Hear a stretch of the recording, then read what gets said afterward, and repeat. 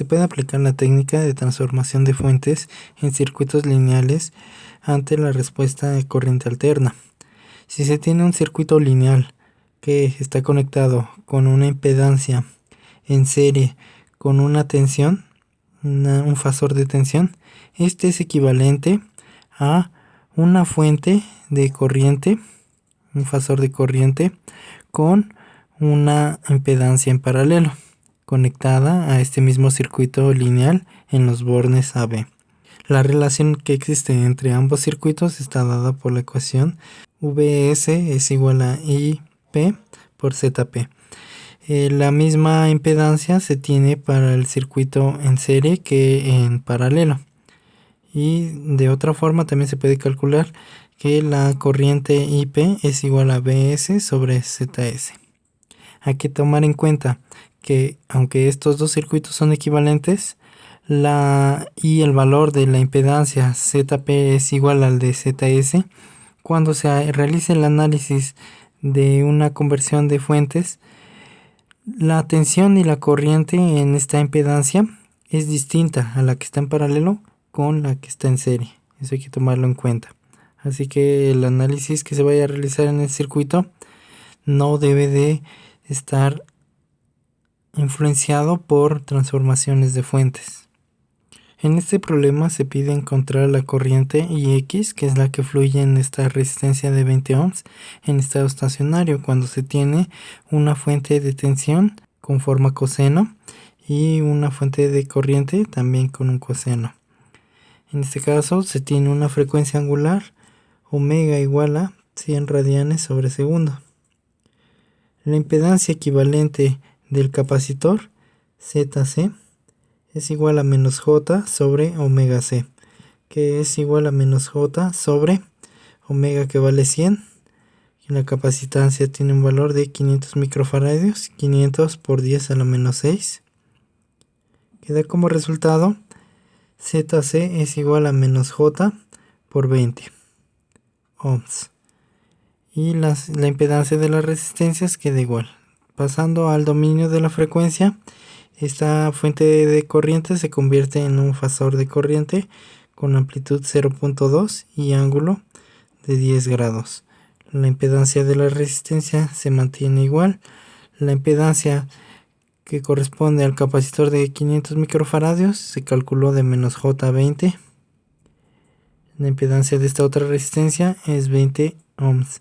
La corriente que se desea calcular es este fasor de corriente Ix. La tensión de esta fuente de alimentación es un fasor con amplitud 6 y ángulo de 10 grados. A esta fuente de aquí la vamos a nombrar I1 y a la de acá V2. Observemos que estas dos impedancias se encuentran en paralelo, de lo cual se puede obtener una impedancia equivalente ZP1, impedancia en paralelo, de la impedancia de 50 con la de menos J20.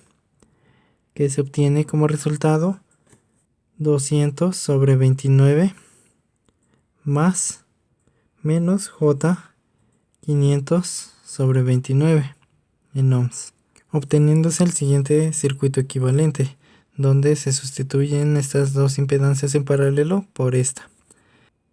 Ahora vamos a realizar una transformación de fuente de estos dos elementos, donde tenemos una fuente de corriente conectada en paralelo con esta impedancia ZP1. Entonces vamos a tomar como bornes AB estos de aquí, y al realizar la transformación de fuente necesitamos conocer el valor de esa tensión.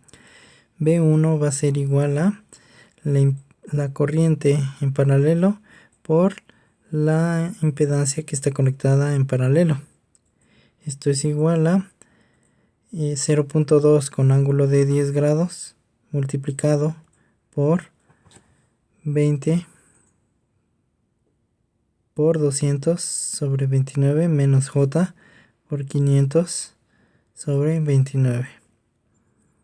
Al realizar estas operaciones se tiene que el fasor de tensión es igual a 20 por raíz de 29 sobre 29 con un ángulo de menos 58 1985 grados,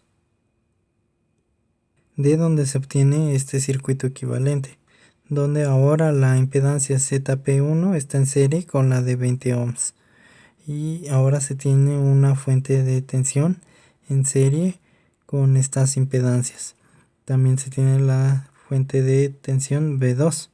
Por lo tanto, la corriente que fluye en IX es igual a la corriente que fluye en estas dos impedancias.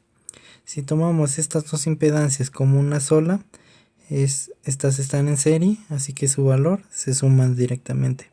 Por lo que el fasor de corriente IX es igual a la tensión V1 menos la tensión V2 sobre la suma de las impedancias ZP1 más 20. Queda como resultado IX igual a 0.19963 con un ángulo de menos 92.5892 grados.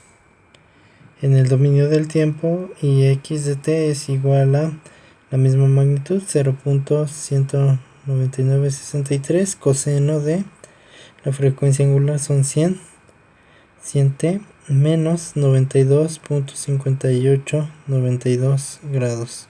Esto está en amperes.